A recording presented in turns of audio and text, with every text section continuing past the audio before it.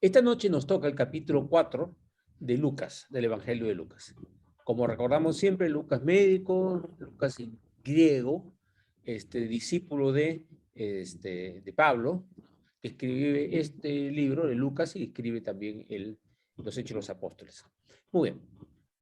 Hoy día nos toca la tentación de Jesús. En los otros sitios donde está la tentación de Jesús está en Mateo 4, del 1 al 11, y en Marcos 1, del 2 al 13. Ok. El orden de la tentación que está acá en 1, 2, 3, en Mateo es, el primero es igual, el segundo va al final y el tercero queda en segundo. Y el otro evangelio también es el orden de Mateo. O sea, este es el que discrepa el orden. Las tentaciones, la explicación es la misma, así que no es problema, pero les explicaba eso por si acaso, ¿ya? Ok. Jesús, lleno del Espíritu Santo, volvió del Jordán.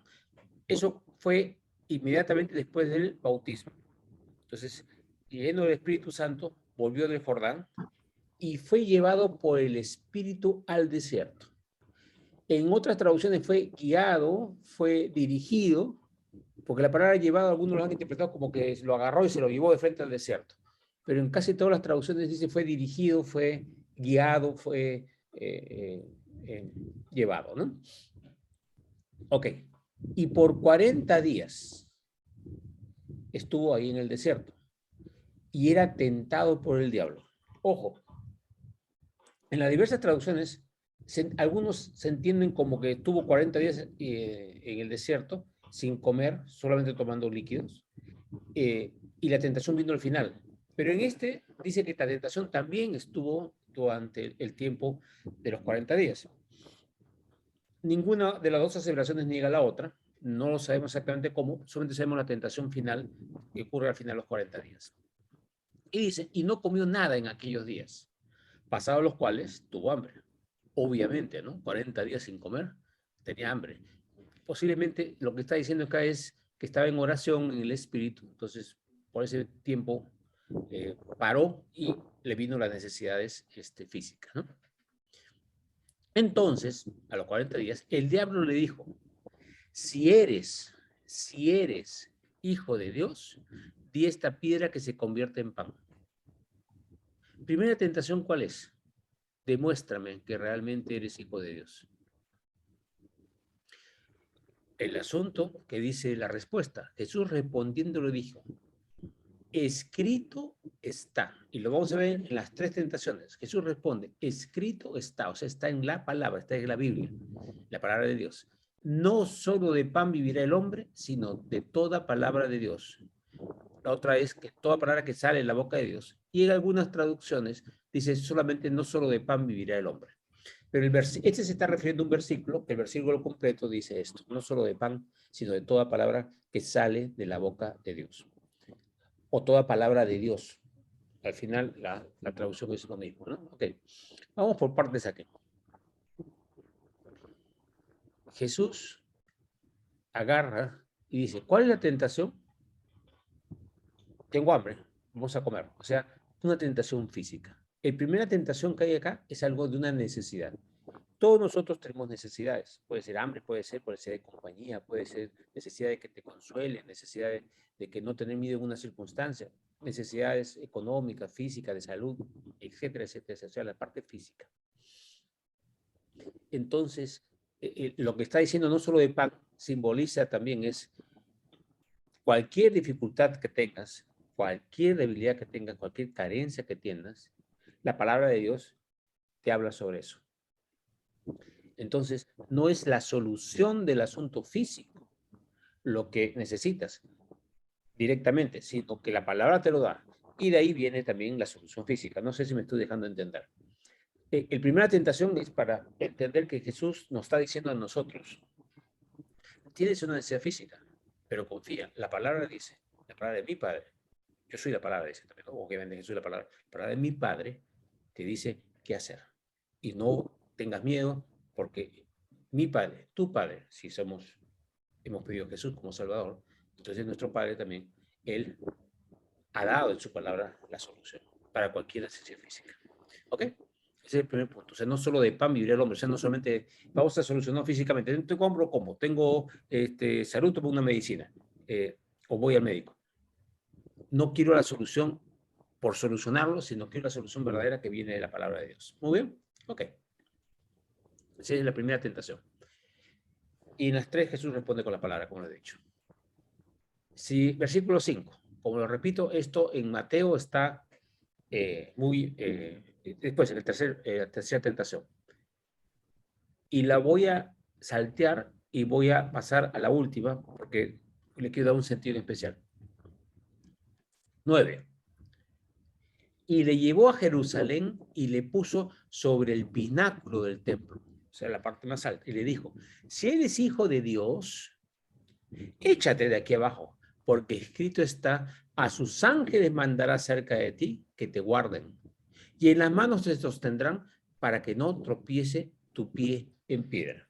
Por si acaso, esta palabra que está mencionándose aquí es una palabra de una profecía mesiánica, es una profecía acerca de Jesús, que Dios Padre iba a cuidar a su hijo, a su Mesías, de tal forma que su pie no iba a tropezar en piedra y que iba a guardar los ángeles. Es un versículo específico. Entonces él está diciendo, oye, por si acaso, Jesús, el Padre dijo esto. Si tú eres el Mesías, esto es para ti. A ver, muéstramelo. Okay, acá hay dos tentaciones. Una tentación es, demuestra que realmente lo que dice Dios es verdad. Y la segunda tentación también es, si haces esto, en el pináculo del templo, cuando pase eso, la cantidad de gente que hay te va a ver. Y que van a decir, wow, este hombre tiene el poder de Dios. Que le iba a hacer mucho más fácil su ministerio a los ojos humanos. Y Jesús le dijo, dicho está, no tentarás al Señor tu Dios.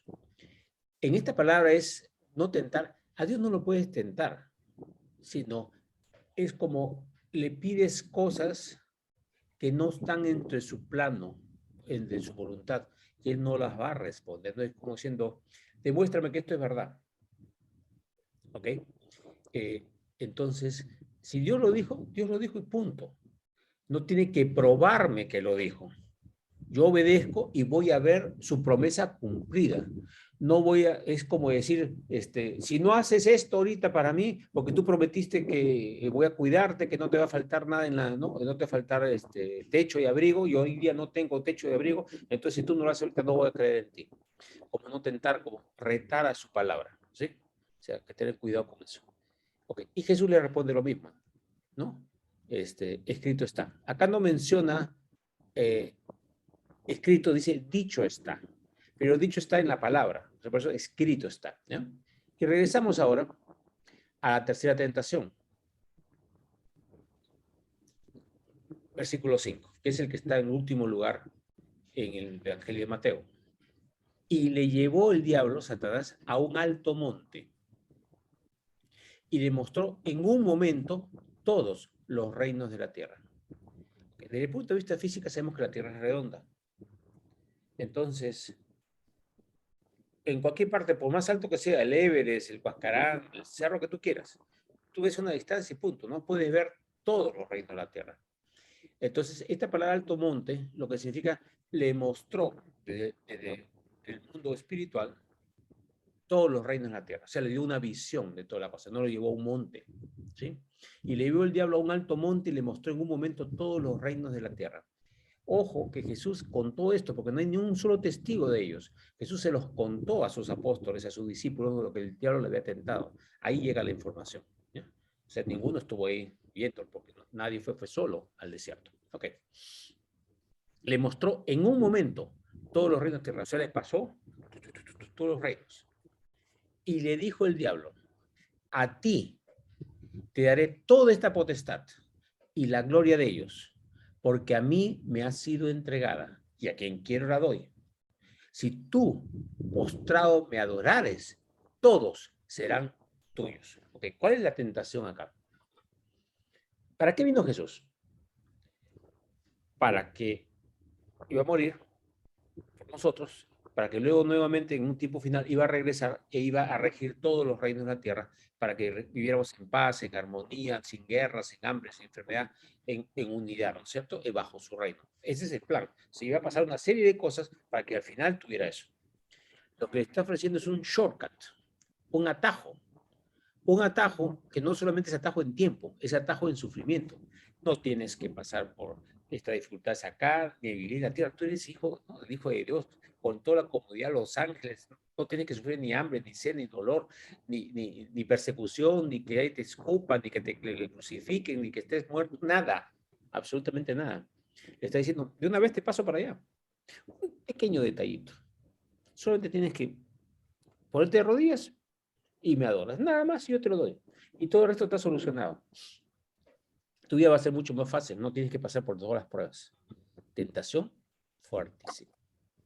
Porque no solamente es una tentación para hacerle más fácil ver las cosas, sino que todo lo que la humanidad tenía que pasar todavía, desde ese momento, hasta ahora llevan 2000 años. Guerras mundiales, pestes, abusos, incendios, es decir, todo lo que se ha pasado, y le está diciendo, nada de eso va a pasar ni para ti, ni para la gente. La van a pasar bien porque tú vas a dirigirlos, pero solamente me adoras. O sea, lo que quiere Satanás es ser reconocido como Dios. ¿Por qué? Por el mismo Dios, o sea, ponerle en primer lugar. Ese es su mayor anhelo y ese por eso que está buscando. Una persona me preguntó hace poco, ¿Satanás quiere matarme? Yo le digo, no creo que quiere matarte. Lo que quiera, lo que quiere es que no vivas como hijo de Dios para que tú no acerques a otras personas a Dios. Más bien quiere mostrarte como un mal hijo de Dios, para que la gente no quiera saber nada con ese Dios y no pueda hacer una bendición para acercar a otros a Dios. Ok, entonces regresamos. La tentación es muy fuerte por todos lados, ¿correcto? Y ahí está la otra cosa, es nosotros pues, somos tentados que de repente hacemos un shortcut, de repente pues, pasamos un poco de plata o hacemos una cosa acá para acelerar el proceso. Pero acá dice nuevamente, vete de mí, Satanás, porque escrito está, al Señor tu Dios adorarás y a Él solo servirás. Nunca debemos hacer un shortcut en lo que Dios dice en su palabra. Si Dios lo dice en su palabra, a eso me atengo. Si voy por allá porque parece que va a ser más fácil, estoy diciendo que Dios se equivocó cuando escribió su palabra. Si Dios se equivocó, entonces no es Dios. Dios es omnipotente, omnipresente, omnisciente, sabe todo. Escoge lo mejor. Entonces le estamos diciendo que no es Dios. Estamos renegando de Dios. Cada vez que decimos, no, el plan de Dios, su palabra no es, yo haría las cosas diferentes, estamos cayendo en lo que Jesús nos está diciendo acá por esa actitud. Es, nuevamente, al Señor tu Dios adorarás y a Él solo servirás. ¿Cómo lo sirves? Obedeciendo su palabra, porque su palabra es verdad. ¿Ok? Entonces, ahí se acabó la tentación. Dice el versículo 13, y cuando el diablo hubo acabado toda tentación, se apartó de él por un tiempo. Jesús, durante su tiempo de ministerio, que no se sabe exactamente cuánto es, tuvo que ser tentado. Se fue tentado con dolor, con pena, con hambre, con circunstancias, que vamos a ver una de ellas ahorita. Porque Satanás influye en la gente para poder hacer cosas también, ¿no es cierto? Ok, vamos a seguir con el Evangelio. Versículo 14. Y Jesús, después de eso, estaba en el desierto, volvió en el poder del Espíritu a Galilea. Recordemos, Judea, Samaria, Galilea, el norte. Y se difundió su fama por toda la tierra alrededor. Y enseñaba en las sinagogas de ellos y era glorificado por todos. Acuérdense que las sinagogas solamente funcionaban los días sábado. Puede enseñar los sábados nada más, ¿no? Y era glorificado por todos los que se acercaban a él para recibir o aprender. Obviamente no era glorificado por los fariseos, pero sí en Galilea fue bastante bien recibido. Pero vamos a ver un detalle. Acá en Nazaret pasó algo completamente diferente. ¿Por qué le llaman Jesús de Nazaret? Porque el pueblo donde vivía José y María inicialmente era Nazaret. Luego se fueron a Belén, se fueron a Egipto y regresaron y volvieron a vivir en Nazaret. Y ahí ocurren las cosas, ¿no? Entonces, vino a Nazaret, donde se había criado, lo repite, donde había crecido de adolescente, adulto joven. Y en el día de reposo, que es sábado, entró en la sinagoga, lugar de reunión, básicamente dirigido por fariseos, conforme a su costumbre, y se levantó a leer. Conforme a su costumbre, acá hay un pequeño problema con la traducción. No sabemos si es conforme a la costumbre del pueblo o conforme a su costumbre. No se puede saber, o las dos cosas. No hay forma de entender esto. Pero conforme a su costumbre significa que él siempre iba a la sinagoga los sábados, participaba de la palabra y compartía, ¿no? Y se levantó a leer. Y se le dio el libro del profeta Isaías. Y habiendo abierto el libro, halló el lugar donde estaba escrito. Para dar el libro significa que era reconocido, ¿no? Si no, no lo hubieran dado el libro del profeta Isaías. Y abrió el libro y abrió este versículo que está entre Isaías 61, si no cometo un error. Dice, el Espíritu del Señor está sobre mí, por cuanto me ha ungido para dar buenas nuevas a los pobres. Uno por uno, ¿eh? El Espíritu del Señor está sobre mí. Sencillamente, cuando viene el Mesías y nosotros como hermanos e hijos de Dios, el Espíritu de Dios está sobre nosotros también. Por cuanto me ha ungido y nos ha ungido para dar buenas nuevas a los pobres. Cuando escuchamos la palabra pobre, casi siempre pensamos en pobres que están muriéndose de hambre, que no tienen dinero. Pobre significa todo aquel que tiene pobreza física o espiritual. O sea, que tiene necesidad. ¿Quién no tiene necesidad? O sea, ¿quién tiene que dar las buenas nuevas? A todos. Pero el punto está cuando nos reconocemos pobres. Reconocemos la necesidad. Cuando no reconocemos la necesidad, no recibimos. Si alguien te quiere hacer digamos, digo, te traigo almuerzo, no, ya tengo mi casa. Ya tengo mi casa. Entonces, ¿para qué voy a recibir otra cosa? Y el asunto es el reconocerse pobre, reconocer la necesidad para poder recibir. ¿Y qué cosa nos va a dar? Las buenas nuevas. ¿Qué es las buenas nuevas? Las buenas noticias de que Él viene para que el reino de Dios se instaure y nosotros nos seamos salvos por medio de su sacrificio, ¿no? Segundo, me ha enviado a sanar a los quebrantados de corazón. O sea, ¿quién no está quebrantado en alguna forma en un momento en su vida? Triste, no tiene sentido la vida, está preocupado, se ha muerto un ser querido, pasa una dificultad. ¿Quién no pasa por algo? La palabra de Dios, Cristo es la palabra de Dios. Él viene a darnos, ¿qué cosa? Sanidad a el corazón, para curar nuestras heridas espirituales, emocionales, físicas, a los quebrantados de corazón. Siguiente, a pregonar libertad a los cautivos. Dice la Biblia, pues, que estábamos muertos en nuestros pecados y ahora hemos vuelto a nacer. También dice que éramos esclavos del pecado, y ahora ya somos esclavos de Dios para vivir en amor, ¿no? A pregonar libertad de la muerte, viene a liberarnos. El que cree en Cristo es verdaderamente libre, ¿no? ¿Qué más dice? Y vista a los ciegos. Ahora, acá está hablando de ciegos espirituales, los que no pueden ver, quiero que puedan ver. O sea, porque nosotros vemos el mundo acá, las cosas que vemos, pero dice que las cosas que no vemos son las que podemos, cuando ya conocemos el mundo espiritual. Y viste a los ciegos, aunque también Jesús recuperó muchos a ciegos a poder ver de nuevo, ¿correcto? Pero eran las dos cosas, la ceguera espiritual. A poner en libertad a los oprimidos por el mal, por el diablo, por nuestros propios deseos que están equivocados. Y el último, a predicar el año agradable del Señor. Acá mucha gente interpreta, cuando tú estudias esto, es que los judíos tenían un calendario que cada 7 años descansaba la tierra. 7 periodos de 7 años, 49 años, y el año 50 era el año del gran descanso, en que se perdonaban todas las deudas. Si alguien estaba en cárcel, era liberado, si había una deuda, se cancelaba. El terreno que era suyo familiar lo había dado en préstamo, en venta regresaba a él. Es el año agradable del Señor. Era el fin de todos los periodos en donde todo se arreglaba. ¿Qué está predicando? El año agradable del Señor. O sea, Dios hace todas estas cosas de los 7 años 50 como simbolismos de lo que quiere darnos a nosotros. A predicar el año agradable del Señor es el año de la libertad total, del nuevo comenzar. Cuando recibimos a Jesús en nuestro corazón, Él perdona todos nuestros pecados, nos limpia, ya no somos presos, ya no somos esclavos del mal, ni del espíritu del mal, ni Satanás, ni nada. Entonces es el año de libertad. Eso es lo que estaba hablando el año agradable del Señor. ¿Ya?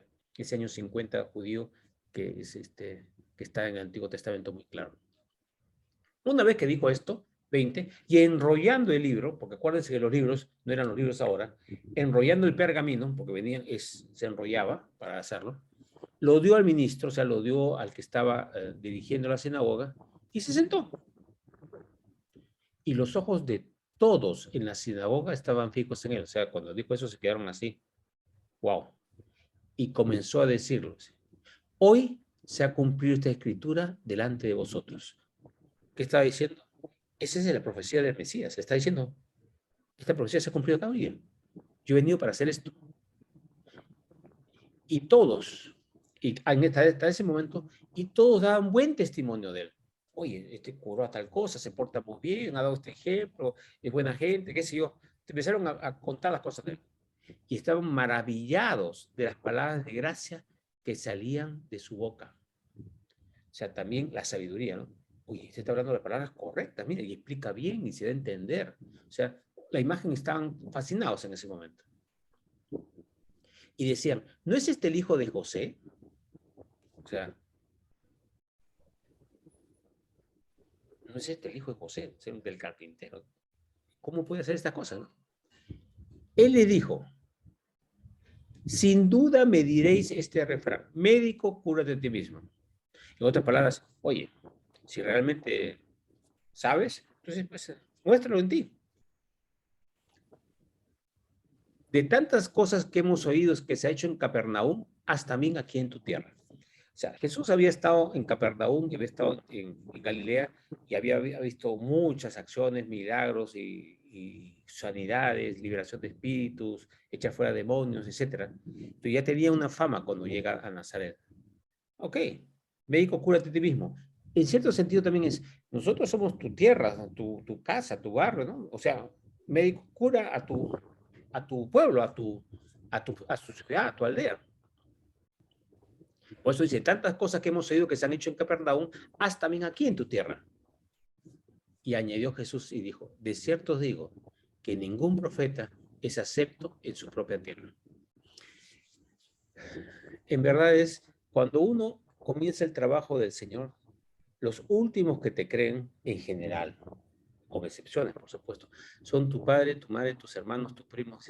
Pero sí he estado, yo no soy así, pero si hemos chupado juntos, hemos juerreado juntos, hemos hecho tonterías, ¿y de dónde sacas? No, te matas. No. Muchas veces no somos reconocidos por nuestra propia familia, también por extraños. Con el tiempo, la familia puede convertirse. Lo mismo pasó con Jesús, con sus hermanos. Sus hermanos no creían en él. Lo hemos leído en otro evangelio, ya anteriormente. Sus hermanos no creían en él, hasta le creían loco. En un momento dado quisieron hacer una intervención para sacarlo, para, para, para que no siga hablando, porque pensaban que este se había vuelto loco, ¿no? Sus hermanos no creían en él. Ok. 24. Y añadió, de cierto digo que ningún profeta acepta su propia tierra, ¿correcto? 25. Y en verdad os digo, y ahí comienza unas palabras que hace todo lo opuesto a lo que estaba pasando hasta ese momento. Todo el mundo, uy, qué bacán, qué bueno, no sé cuántos. Y Jesús les dice algo fuertísimo. Ahorita vamos a leerlo. Y en verdad os digo que muchas viudas había en Israel en los días de Elías, cuando el cielo fue cerrado por 3 años y 6 meses, y hubo gran hambre en la tierra. Esa era una cosa que había pasado, 3 años, ¿no? Y había muchas viudas. Pero a ninguna, 26, pero a ninguna de ellas fue enviado Elías, sino una mujer viuda en Sarepta de Sidón. O sea, una no judía, era una pagana. Dios no mandó a Elías a ninguna mujer en Israel, ni judía, sino a una pagana. Ok. Y muchos leprosos, 27, había en Israel en el tiempo del profeta Eliseo, pero ninguno de ellos fue limpiado, sino Naamán el sirio. ¿Otro qué? Otro pagano, que aceptó a Dios después que vio eso, dijo, oye, tu Dios es el Dios verdadero. Igual la otra mujer también lo mismo. Y al oír estas cosas, todos en la sinagoga se llenaron de ira.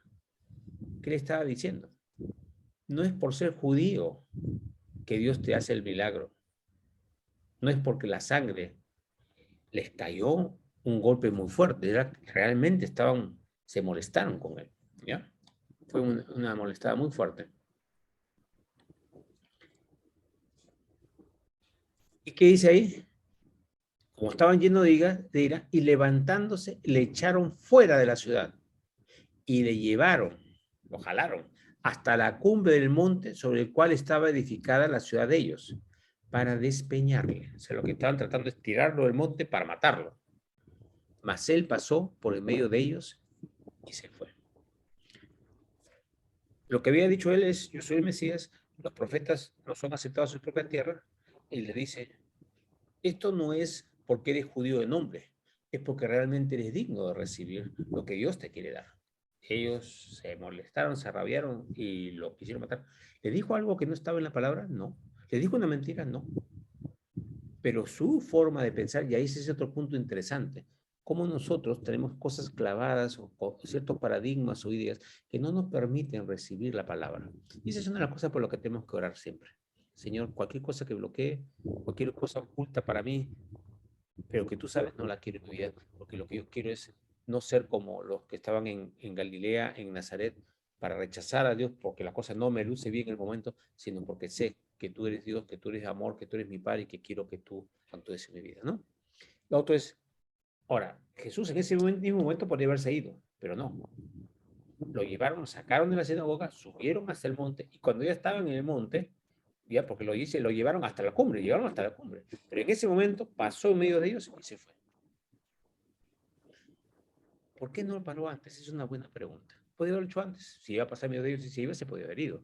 Obviamente fue por el Espíritu Santo, el poder de Dios, porque él solo no tenía el poder para hacerlo. ¿No es cierto? Físicamente. Era una cantidad de gente contra él. Esto ya es interpretación mía, ¿eh? Pero pienso que como no les iba a permitir que lo mataran, pero les dejó avanzar para ver si alguien se arrepentía, si podían arrepentirse en el camino, si podían cambiar, darse cuenta de la cosa mala que está. Pero es una interpretación mía, por favor, no está en la Biblia. Pero como yo sé que Dios es amor y que nos ama a pesar de las tonterías que hacemos, yo creo que Él también los amaba, a pesar de su reacción. Y de alguna forma trató de posponer eso lo más que se podía, ¿no? Pero bueno, y al mismo tiempo también hacerles una señal, porque te imaginas, de repente se desapareció y dices, uy, ¿cómo se desapareció, no? Hay poder en Él. Entonces, hay cosas de ese tipo que yo creo que es su amor, básicamente. Ok, B31. Estaba en Nazaret y ahora, entonces descendió a Capernaum, ciudad de Galilea, donde ya le había ido bastante bien, y les enseñaba en los días de reposo, que es sábado. Les enseñaba en los días de reposo. ¿Por qué? Porque los otros días tienen que estar trabajando y es más difícil. Entonces los días de reposo sí se congregaban para escuchar la palabra. Y Jesús trabajaba todo el tiempo, obviamente, pero los días de reposo iba a las sinagogas y les enseñaba en los días de reposo y se admiraban de su doctrina porque su palabra era con autoridad. O sea, enseñaba, decía, acá está en la palabra. Esto dice, no es que yo, no, esto es, porque la palabra lo dice, o sea, con la palabra, aparte del mismo la palabra, ¿no? Entonces, no lo dice porque alguien me enseñó, no. Yo sé, tengo la autoridad para decirlo porque yo mismo lo he transmitido, ¿no? Se notaba la autoridad. Estaba en la sinagoga, versículo 33, un hombre que tenía un espíritu de demonio inmundo, el cual exclamó a gran voz, diciendo, déjanos, ¿qué tienes con nosotros, Jesús Nazareno? ¿Ha venido para destruirnos? Yo te conozco quién eres, el Santo de Dios. Y Jesús le reprendió diciendo, cállate y sal de él. Entonces el demonio, derribándole en medio de ellos, salió de él y no le hizo daño alguno. Y estaban todos maravillados y hablaban unos a otros diciendo, ahorita vamos a seguir eso. Ok, ¿cómo es este demonio? Primero, estaba ahí sentado. Oye, un demonio puede entrar a una sinagoga. Un demonio puede estar ahí cerquita de Jesús. Dentro de una persona, pues, ¿no? En ese sentido. Claro que sí. Y ahora también. ¿No es cierto? Y la cosa es, los demonios toman posesión de algo porque lo quieren y lo consideran su propiedad. Entonces, él no quieren que lo saquen. Quieren quedarse donde están, lo que han agarrado, lo que han poseído, ¿no es cierto? Como una invasión. Entonces, yo te conozco, sé quién eres, el santo de Dios. Y Jesús, ¿qué dice? Cállate y sal de él. Esta es una cosa importante. Primero Jesús le dijo, cállate. He visto y hemos visto a lo largo de los años reuniones de liberación de espíritus, gente, pastores, sacerdotes, diferentes denominaciones, con gente endemoniada y orando para echarlos, ¿no? Y ¿cómo te llamas? ¿Qué haces? Y preguntándole cosas tras cosas. Jesús jamás hizo conversaciones largas. El endemoniado gadareno le preguntó, ¿cómo te llamas? Legión. Ok. Y insisto, vete de ahí. No hacía conversaciones largas, no buscaba otra cosa. Lo que decía es, cállate y vete. Básicamente en casi todas las veces. Y hemos creado a veces en diferentes iglesias, un rito que puedes tomar horas o días para sacar un espíritu. Cuando no tienen, los callas y los botas. Esa es la autoridad que tenemos sobre ellos. Cállate y sal de él. Ahora, hay un ejemplo también que Jesús, un hombre endemoniado, sus apóstoles habían ido y decían lo mismo que Jesús. Entonces los espíritus salían al toque. Estaban felices, pero de repente una vez llegó un señor que dijo a Jesús, puedes tú orar porque tus discípulos han orado y no han podido curar o no han podido echar el espíritu. Entonces Jesús le dijo, ven acá, le dio la misma orden y se fue. Y después los apóstoles y los discípulos, ¿y por qué nosotros no pudimos hacerlo? Y Jesús dijo, porque este género no sale sino con oración y ayuno. O sea que hay digamos, oración y ayuno no significa que estás con él, sino que estás en el corazón preparado para hacerlo, porque no tenéis la fe para hacerlo. La fe no significa creo en Dios o no, sino que estás en el corazón preparado para hacerlo, ¿no? O sea, no quiere decir que tienes que estar eh, preparando específicamente para eso. De repente ya estás en oración y ayuno y lo puedes hacer inmediatamente, ¿no? Pero en general no necesitas hacer ninguna cosa extra, que es contrario a lo que enseñamos normalmente ahora. Ok, entonces dice, cállate, sal de él. ¿Y qué cosa pasó? Entonces el demonio, derribándole, o sea, al que estaba poseído, lo hizo caer, salió y no le hizo daño alguno. Este es un dato importante. Cuando sale bajo la orden del Espíritu Santo que podemos dar a nosotros, ¿cómo sale? Sin hacer ningún daño. Una vez que lo callaste, ya no puede hacer ningún daño y lo echas fuera. Ah, qué bonito esto, ¿no? Porque a veces uno tiene miedo que va a pasar con la persona. Pues no. Eso es lo que dijo. Ok, entonces estaban todos maravillados, hablaban unos a otros diciendo, ¿qué palabra es esta? Que con autoridad y poder manda a los espíritus inmundos y sale. ¿Qué palabra es esta? ¿Qué palabra fue? Cállate, sal de él. O sea, ¿qué poder tiene su palabra? O sea, ¿qué fuerza tiene esto? ¿Qué influencia tiene esa palabra? No significa un discurso, sino lo que sale de su boca. ¿Qué palabra sale de su boca? Una palabra que vale, una palabra que tiene fuerza. Y su fama se difundía por todos los lugares, los contornos. O sea, Jesús hacía señales. ¿Para qué? Para que vieran el poder de Dios. Claro, obviamente se hizo él famoso, pero el punto era que él no lo estaba haciendo para que se vanaglara él, sino para mostrar el poder de Dios. ¿Por qué? Porque si no muestra que Dios es más poderoso que el mal, ¿a quién va a seguir la gente? Si el demonio se muestra mucho más poderoso y hace señales y los hijos de Dios no hacen ninguna señal, los mira y dice, oye, pero estos no hacen nada, este muestra su poder, este es alguien a quien vale la pena seguirlo, es un líder. Nosotros tenemos que ser líderes como fue Jesús, con la misma idea. No lo hacemos para que nosotros seamos alabados, es para que Dios sea alabado. O sea, se hace, pero con un espíritu de siervo, de servicio, con un espíritu humilde. Porque si no, Señor tampoco te va a dejar hacer las cosas, porque si te sube, entonces no estás haciendo bien, ¿no? No estás guiando a la gente a Dios. Ok. En este pasaje, en el versículo 38, una vez que pasó eso, entonces Jesús se levantó y salió a la sinagoga y entró a casa de Simón, porque Simón vivía en Capernaum. La suegra de Simón tenía una gran fiebre y le rogaron por ella.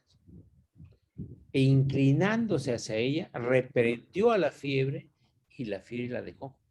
Y levantándose ella al instante, les servía. Miren, es una forma, hay varias formas como Jesús ha curado.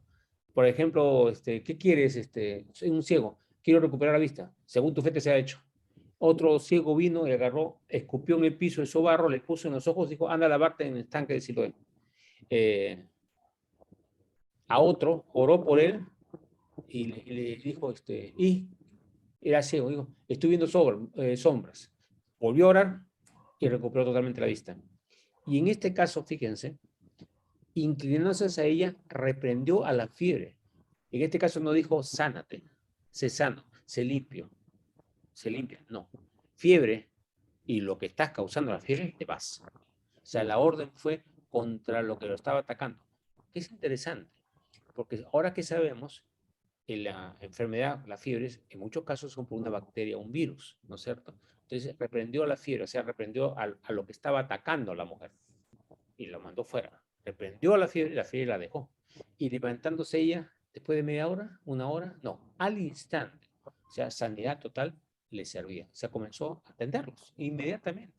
Y estaba con una gran fiebre, o sea, estaba pésima e inmediatamente sana, completa. El Señor puede hacer ese tipo de milagros, como algunos también en Nazaret dijo, en otro evangelio hablaba que oró por gente, por mucha gente en Nazaret, le dice, casi nadie se sanó.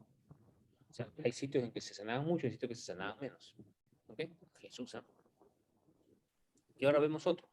Al ponerse el sol ese mismo día, el día sábado, o sea, ya no era sábado, acuérdense que el sábado comienza el viernes en la noche hasta el sábado a las 6 de la tarde. O sea, de 6 de la tarde del viernes a 6 de la tarde del sábado es el sábado. ¿Ya? Al ponerse el sol, todos los que tenían enfermos en diversas enfermedades los traían a él, porque ya no era sábado, porque ellos tenían la idea de decir, sábado yo no puedo llevar gente, no puedo hacer estas cosas, no puedo trabajar. Tenían ese bloqueo del sábado. Pero Jesús igualito los recibía. Al ponerse el sol, todos los que tenían enfermos de diversas enfermedades los traían a él y poniendo las manos sobre cada uno de ellos los sanaba. Ok, ¿se acuerdan antes? Fiebre, fuera. Acá ponía las manos ¿para qué? Para que se sanen, diferentes formas. O sea, el Señor usa el Espíritu de diferentes formas. No eras enfermedad, te sencillamente tocaba a los enfermos. Eso está en Marcos también. Cuando revisas el último capítulo de Marcos, dice, estas señales seguirán a los que creen, pondrán manos sobre los enfermos y sanarán. En este caso es poner manos. En otro caso es reprender la enfermedad. O sea, tiene que ser que dejarte guiar por el Espíritu Santo. Ok. 41. También salían demonios dando de muchos lados, perdón, también salían demonios de muchas personas, dando voces y diciendo, tú eres el Hijo de Dios, pero él los reprendía y no les dejaba hablar porque sabían que era el Cristo. El asunto, el ministerio de Jesús no era desde el comienzo decir yo soy el Cristo, el Mesías, sino era mostrar el amor de Dios cumpliendo su palabra. En la profecía decía va a sanar enfermos, va a resucitar muertos, va a dar vista a los ciegos, va a sacar a los cautivos de la cárcel espiritual, etcétera, etcétera. Y tenía que mostrar amor incondicional, porque Él es amor, Dios es amor. Tenía que mostrar su verdadera naturaleza de amor. No la naturaleza del Cristo como lo esperaban los judíos. Los judíos están esperando al gran líder que los iba a liberar de Roma, que los iba a hacer poderosos de nuevo. Pero Él no venía para eso. Él venía para mostrar el poder y el amor de Dios para la gente. Entonces, que me anunciaran como Cristo, la gente lo quería ver como líder guerrero, pero no contra el reino espiritual, sino contra el reino terrenal de los romanos. Entonces, por eso que Jesús también tenía que esconder, uno de los motivos que él tenía, no que mentir, sino que no salía tanto que él era el Mesías, el Cristo, aunque ya lo sabían muchos, o lo había mostrado, ¿no? ¿Ok? 42. Cuando ya era de día, o sea, ya, esto estamos hablando ya de domingo, y se fue a un lugar desierto, y la gente le buscaba, y llegando a donde estaba le detenían para que no se fuera de ellos. O sea, esa es una actitud preciosa. Es, ya conociste a Dios y lo quiero tener conmigo siempre, ¿no es cierto? Ese es en la carne, obviamente, porque lo tenían a él, claro, le daba sanidad, les hablaba la palabra, les dejaba de comer, o que racho, nos sacamos la lotería, lo queremos, pero también espiritualmente es una buena actitud, ¿no? Pero él les dijo, es necesario que también a otras ciudades anuncie el evangelio del reino de Dios, porque para esto he sido enviado. Y predicaba en las sinagogas de Galilea, porque en las sinagogas donde se reunían, ¿no? Repito. Entonces, ¿qué cosa tenía que hacer? Anunciar el evangelio. Nuevamente, evangelio significa las buenas noticias del reino de Dios, que el reino de Dios es la buena noticia y que él venía como el Cristo, pero después, ¿no? La otra cosa, miren, ¿Qué decía él? Es necesario que también otras ciudades anuncien. O sea, es necesario que cuando ya conoces a Dios en una cierta medida, tengas que anunciar a otro. Recordemos, somos parte del cuerpo de Cristo. Entonces, ¿qué tenemos que hacer? Actuar como Cristo, en nuestra forma. La mano de Cristo va a ser una cosa, la nariz de Cristo va a ser otra cosa, la oreja de Cristo va a ser otra cosa, ¿no es cierto? Vamos a hacer cosas diferentes, pero que todo es para el trabajo de Cristo, para lo que Él quiere que hagamos. Entonces, es necesario que Él también vaya a otras partes. O sea, una vez que lo tenemos, nosotros tenemos que hacer lo mismo, ir llevando el Evangelio a todas partes. O sea, no es quedarte en un solo sitio, sino es tratar de llegar a la mayor cantidad de gente posible y transmitirlo lo más frecuente que podamos, ¿no? Ok, ahí acabamos Lucas 4. Vamos a dejar de compartir y paramos la grabación.